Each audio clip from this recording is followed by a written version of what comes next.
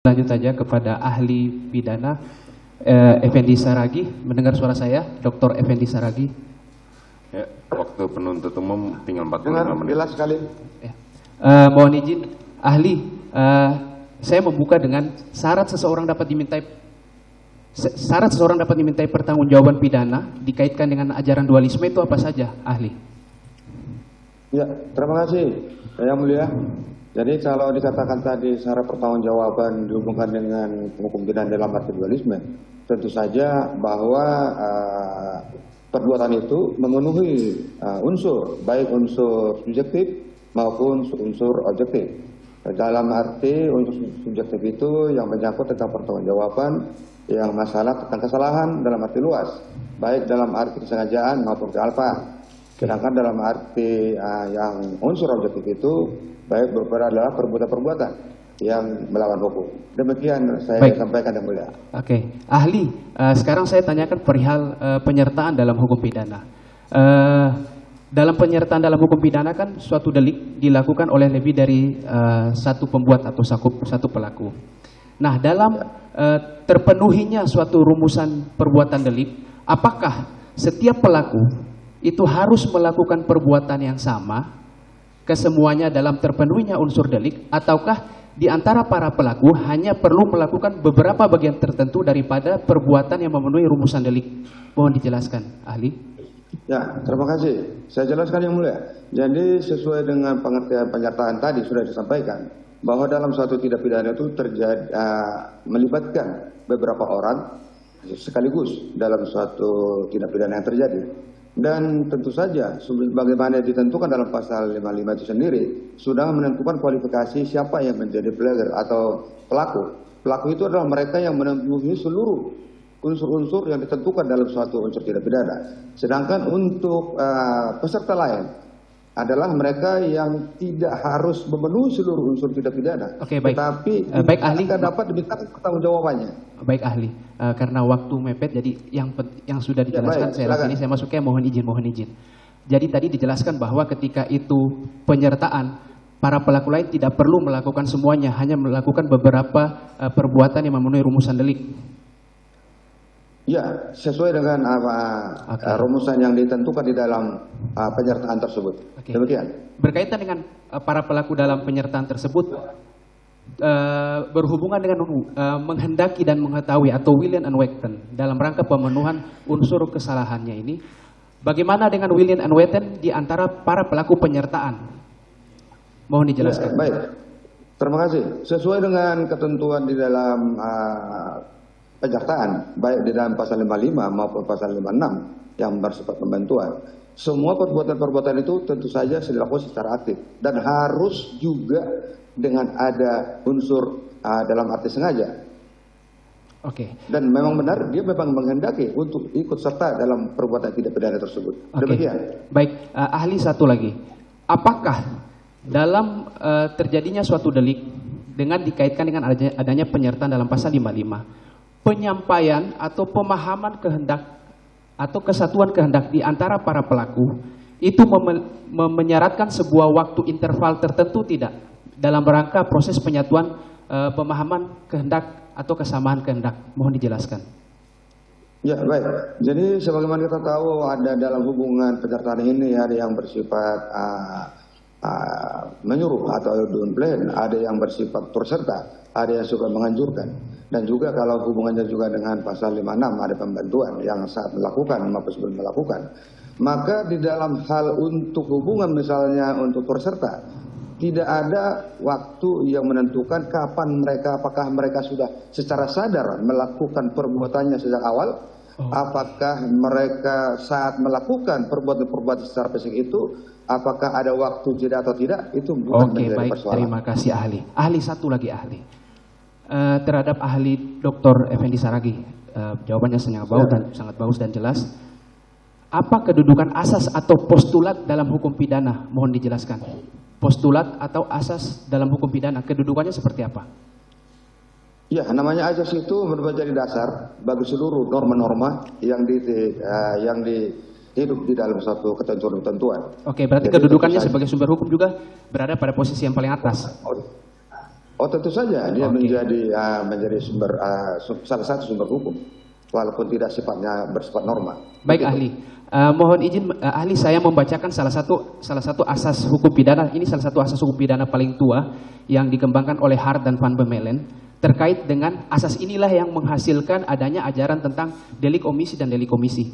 Ahli, idem es facere et nole prohibere cum posis equa non prohibit cum prohibere posit in culpa est, yang maknanya menolak untuk mencegah terjadinya delik merupakan hal yang sama dengan memperbuat delik itu sendiri. Saya ulangi lagi ahli, menolak untuk mencegah terjadinya suatu tindak pidana itu merupakan hal yang sama dengan memperbuat dari tindak pidana itu sendiri. Bagaimana pandangan ahli terhadap postulat ini?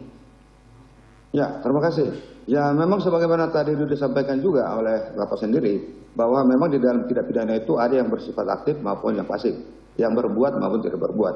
Tidak berbuat juga merupakan tindak pidana apabila merugikan orang lain, maupun merugikan ketertiban, maupun kerugian negara yang menjadi salah satu yang menjadi hal yang dilindungi oleh hukum pidana. Demikian. Oke, baik. Selanjutnya saya bergeser kepada ahli pidana Pak Alpisari. Tadi Pak Alpisari kan dihadirkan terkait dengan untuk menjelaskan perihal 340 dan 338. Pak Alpisari, saya tanyakan, salah satu rumusan delik pada pasal pembunuhan berencana 340 yang membedakan dengan pembunuhan biasa 380 adalah unsur dengan terencana terlebih dahulu. Nah, yang ingin saya tanyakan, dalam perencanaan terlebih dahulu itu ada dua keadaan. Keadaan tenang untuk menentukan kehendak dan memiliki waktu yang cukup. Mohon ahli jelaskan terkait dua hal tersebut. Terima kasih. Baik, izin melalui majelis hakim yang terhormat. Di dalam hukum pidana, tadi sudah agak disinggung berkaitan dengan delicta commission dan delicta omission tadi dari Ardana. Tapi saya akan fokus kepada apa yang ditanyakan oleh jaksa penuntut umum. Pertama, di dalam hukum pidana itu yang perlu kita pahamin adalah apa yang dinamakan dengan Tatbestand namanya. Perbuatan yang mencocokin rumusan delik. Bukan itu saja, tetapi ada yang dinamakan dengan wesensal, maksud dari rumusan delik itu sendiri. Di dalam hukum pidana, yang harus terfaktakan itu adalah bestanddeldelich. Bestanddeldelich inilah apa yang dinamakan dengan perbuatan yang dapat dipidana, atau diistilahkan dengan strafbaar feit van de feit namanya, atau sering kita katakan sebagai objektif onschrecklement. Di dalam pasal 380 objektif onschrecklementnya 340 mohon maaf karena saking semangatnya di masjid. 340 sebagai bestanddeldeliknya itu adalah merampas nyawa. Di situ bestanddeldeliknya itu adalah merampas nyawa. Nah, kemudian di situ ada unsur berkaitan juga tadi aliran dualistis dalam hukum pidana itu, yang membedakan 338 dengan 340 itu. Kalau kita lihat dari objektif onschrecklementnya, sama-sama merampas nyawa orang lain. Namun untuk mengkualifikasi berkaitan dengan pembunuhan biasa dengan pembunuhan berencana, kita akan melihat berkaitan dengan unsur yang dinamakan dengan subjektif onschrecklementnya. Di mana di situ? Maka kita akan melihat berkaitan, karena dalam hukum pidana itu tadi nanti kaitannya dengan kesalahan itu ya, kesalahan. Nah, kesalahan itu harus kita maknai secara deskriptif normatif. Ini yang dikemukakan oleh Pompe. Dan ini di dalam praktek pengadilan, kesalahan secara deskriptif normatif ini menjadi praktek di dalam, karena akan gampang untuk melihat berkaitan dengan kesalahan. Karena itu kesalahan itu dimaknai sebagai willess and return. Mengetahui dan menghendaki. Yang itu melekat di mana? Dia akan melekat di dalam actus reusnya. Maka untuk memfaktakan itu akan kita lihat di dalam bentuk actus reusnya di situ. Secara diskriminatif apa yang dimaksud di dalam rumusan delik. Atau sering dikatakan oleh Prof. Mulyatno itu diistilahkan dengan norm perkraring namanya. Atau norma, ya, pelanggaran norma. Yang dimaksud di dalam rumusan delik itu. Di situ, ya, karena ada unsur sengaja dan direncanakan. Itu adalah unsur berkaitan dengan pemberatan dihadapkan dengan pasal tentang pembunuhan biasa. Maka di dalam hukum pidana itu ada beberapa corak delik, corak dolus. Maka yang saya katakan bahwa pembunuhan pembunuhan yang direncanakan, ada unsur sengaja dan direncanakan itu adalah dolus premeditatus namanya. Apa yang menjadi syarat dolus premeditatus itu? Ada 3 syarat. Syarat yang pertama itu apa? Memutuskan kehendak. Dilakukan dalam keadaan tenang. Kemudian ada waktu antara memutuskan kehendak dengan pelaksanaan kehendak. Ini yang dimaksud dengan dolus premeditatus. Apakah dolus? Ahli mohon izin, saya lanjutkan karena kita terbatas waktu. Ya, okay. Nah, tadi ahli terakhir mengatakan bahwa adanya keadaan tenang untuk memikirkan delik untuk yang dilakukan ataupun waktu yang cukup untuk memikirkan dan memutuskan dilaksanakan delik. Nah, apakah dalam hukum pidana ada mensyaratkan waktu tersebut? Harusnya misalnya dalam jangka waktu tertentu, misalnya 30 menit, 40 menit, 1 jam, apakah ada syarat pengaturan interval waktunya? Ataukah diberikan kebebasan kepada aparat penegak hukum untuk melakukan penafsiran terhadap frasa delik tersebut? Mohon dijelaskan. Saya jelaskan bahwa ini adalah kaitannya dengan perbuatan yang memberatkan itu adalah berkaitan dengan perencanaan atau direncanakan. Nah, berkaitan dengan waktu yang tenang itu adalah, ya, karena di sana kan adalah menyangkut masalah pemberatan. Berarti apa? Keadaan dalam hal memutuskan kehendak. Kalau Prof. Andi Hamzah itu katakan itu mengutip dari Hograt itu sikap batin dengan pelaksanaan itu tidak ada interval waktu. Jadi tidak ada interval waktu, batasan waktu. Baik. Pada waktu dia misalnya begini, artinya apa di situ? Maksud dari rumusan delik itu apa? Kenapa ditekankan di situ adalah berencananya itu. Artinya si petindak ini ada interval waktu dia untuk berpikir. Untuk melakukan atau tidak melakukan. Jadi ada interval waktu dia untuk berpikir, oh saya lakukan atau saya tidak lakukan. Beda dengan yang dilakukan secara tiba-tiba. Dia akan bersifat irasional. Kalau ini kan keadaannya. Karena itu post factumnya itu harus menjadi fakta yang harus. Baik, terima kasih ahli. Ahli menyinggung perihal adanya delik komisi dan delik komisi. Delik komisi tidak membuat sesuatu, tapi secara hukum pidana dia dicela.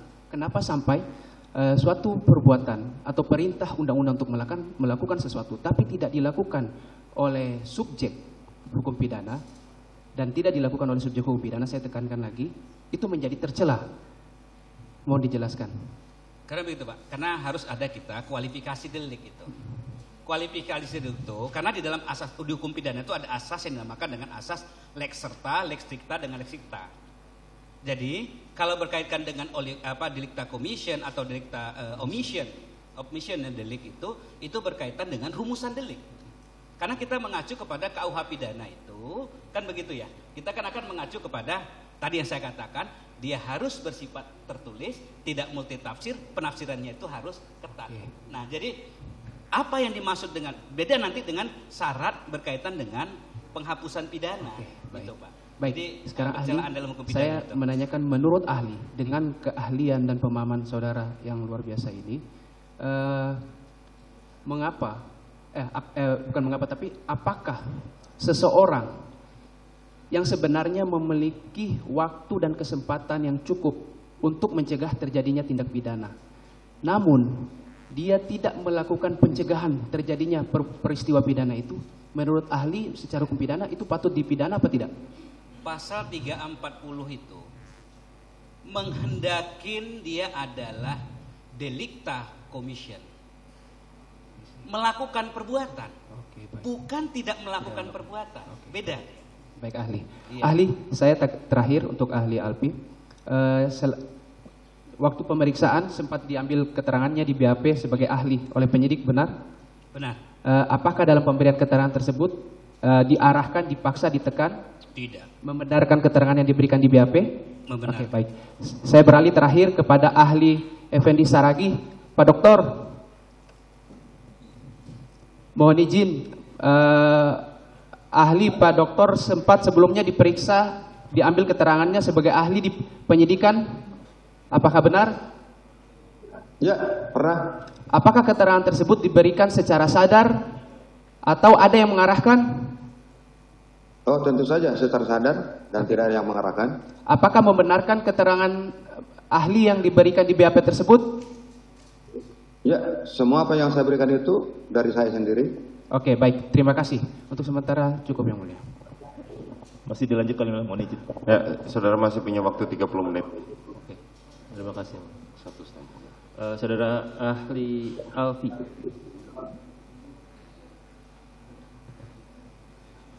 Ya, bisa dijelaskan terkait dengan kedudukan hasil poligraf sebagai alat bukti.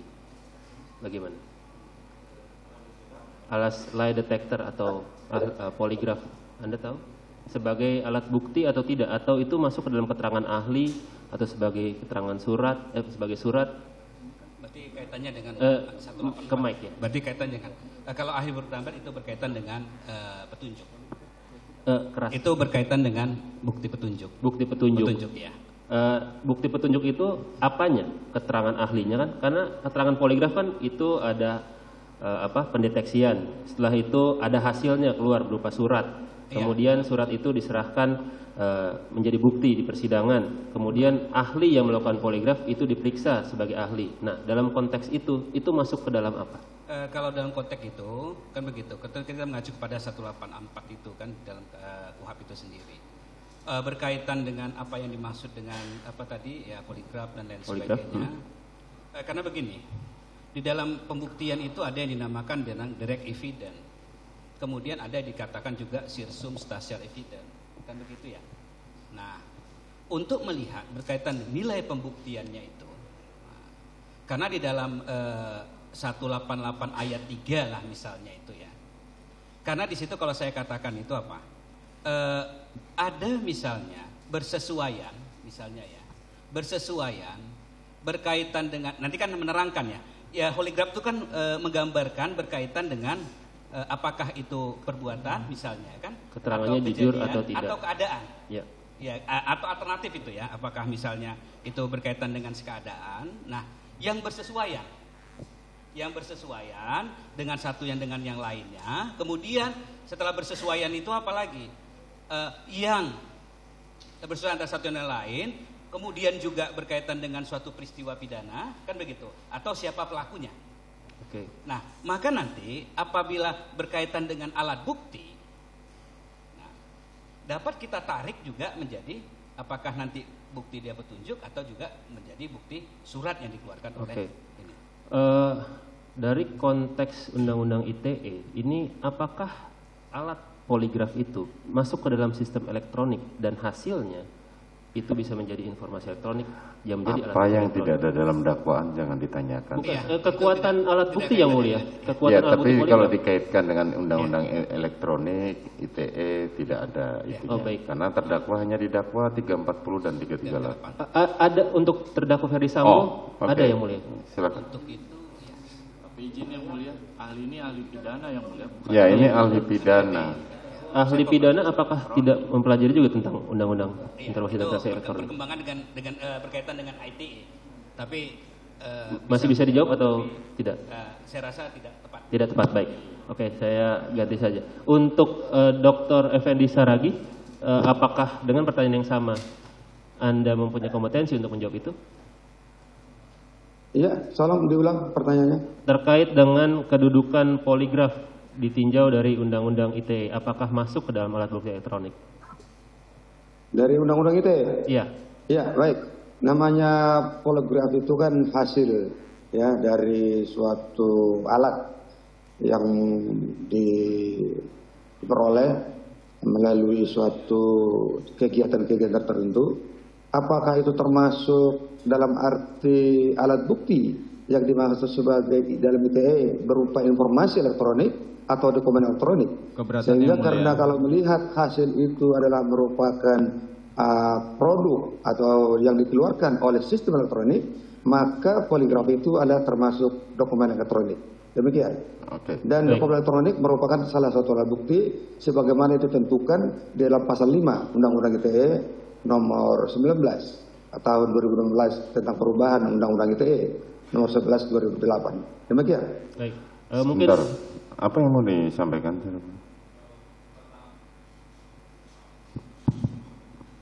Pertama, perlu diperjelas apakah ahli adalah ahli pidana material atau ahli pidana yang juga termasuk formil. Itu yang pertama yang mulia, karena ini terkait dengan hukum pidana formil. Yang kedua, kami hanya ingin tegaskan keterangan tentang kekuatan alat bukti di Undang-Undang ITE itu tidak berlaku untuk klien kami, Bu Putri, karena nanti sepenasihat hukum. Keberatan kedua akan saya tolak, dan yang pertama ini mau formil atau material ahli yang saudara hadirkan. Kalau formil silakan tanyakan pidana, karena kebanyakan terdakwa yang di sini didakwa dengan 340 dan 338 kecuali terdakwa Ferdi Sambo. Siap. Jadi silahkan langsung aja yang baik, saya pertanyaan yang lain yang mulia. Terkait dengan tadi ke Pak Alfi lagi ya.